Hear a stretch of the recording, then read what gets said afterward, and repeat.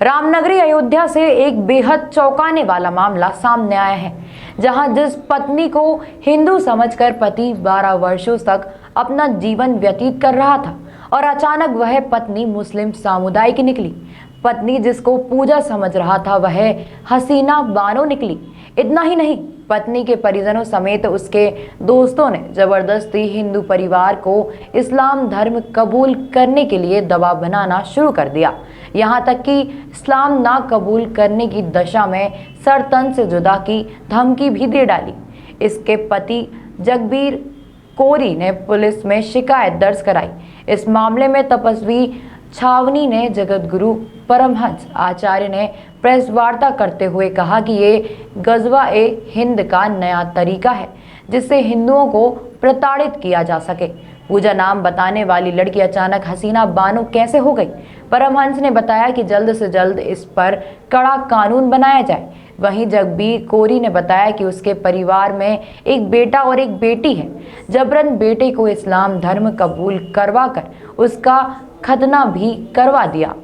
अब जगबीर कोरी को पूजा उर्फ हसीना बानो के परिजनों द्वारा लगातार परेशान किया जा रहा है, जिसकी शिकायत जगबीर ने वरिष्ठ पुलिस अधीक्षक से मिलकर की। पुलिस जांच में निशार उर्फ राजू का नाम खुलकर सामने आया, जिसे एनकाउंटर के बाद गिरफ्तार कर लिया गया है। ये आए हैं इनके सर कलम करने की धमकी दी है। हमको धमकी मिली है, हमको धमकी मिली है कि सर कलम करने के लिए। कौन दिया धमकी? उनका व्यक्ति था। उसके बाद हमारे ससुराल वाले थे जो 3-4 लोग आए थे।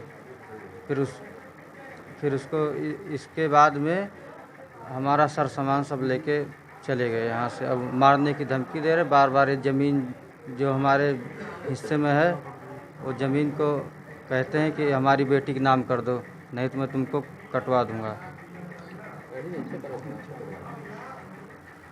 करीब 2011 में हुई थी शादी, 2011 में हुई थी। फिर उसके बाद हमने जो है 2012 में सामाजिक हिसाब से जो शादी की थी।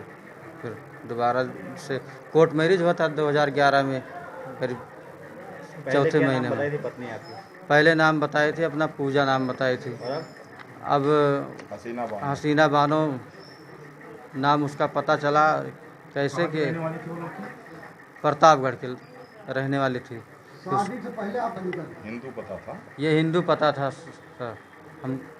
हमको बिल्कुल हिंदू के तरीके में रहती थी हमारे साथ में। ये 2020 के बाद उसने अचानक जो है उसका बदलाव हुआ जो है। कितने बच्चे हैं? 2 बच्चे हैं। पहला बच्चा लड़का है, वो 10 साल का है इसमें, और दूसरा बच्चा लड़की है, वो 8 साल की है। लड़के खतना भी हो गया है? जी, लड़के को खतना भी करवा दिए हैं। 4-5 महीना बाद पता चला हमको जो है, तो हम उस पर बहुत गुस्सा। आपके साथ नहीं रहती क्या वो? नहीं, अब इस समय नहीं है, लेकिन जब खतना हुआ तब आपके साथ थी वो? नहीं, वो अपने मायके गई थी, वहीं सब जो करवाया जो है। फिर उसके बाद हमको आज जब वो मायके से वापस आए घर, तो हमने जो है 3-4 महीने बाद हमको पता चला ये बात। तो हम कभी वहाँ गए नहीं जो है। कई बार हमारा वहाँ से बुलावा आया, लेकिन हम नहीं गए वहाँ पर। जो हमारे रिश्तेदार जो जीजा थे उन्हीं के साथ में वो गई थी, फिर उन्हीं सब करवाए थे जीजा जी हमारे जो। अब जीजा क्या कह रहे हैं? अब जीजा कह रहे हम तो भाई शादी करवा के बगल हो गए, हमारा क्या है। 2-4 साल का बात होता तो बात अलग होती। ये 10-12 साल बीत गया भाई। अब अपना लड़ो जो देख लीजिए कैसा होगा। क्या चाहते हो? हम यही चाहते हैं सर कि हमारा जो है जो इससे मिला इनको। बहुत गंभीर मामला सामने आया है। अयोध्या में एक हलकारा का पुरवा है, वहाँ हमारे एक दलित हैं जगबीर ने जो है शादी किया, तो जो लड़की थी वो पूजा अपने को बताती थी और इनके बच्चे भी हो गए। बाद में उसने जो है तो बच्चों का खतना करा दिया और उसके परिवार के लोग आ गए, इनको मारे पीटे, इनका धन लूट के ले गए और इनका सर कलम करने की बराबर धमकी दे रहे हैं। पता लगा कि जो पूजा बताने वाली लड़की थी वह पूजा नहीं, वो हसीना बानो थी और ये गजवा-ए हिंद का एक नया तरीका, एक नया जिहाद, हिंदुओं को नस्त नाबूद करने का एक नया तरीका जो है तो खोजा गया है। इसलिए अभी तक तो लोग सुनते थे कि खाने पीने की चीजों में ये लोग जो है तो थूक देते थे, गंदगी डाल देते थे बेधर्म करने के लिए।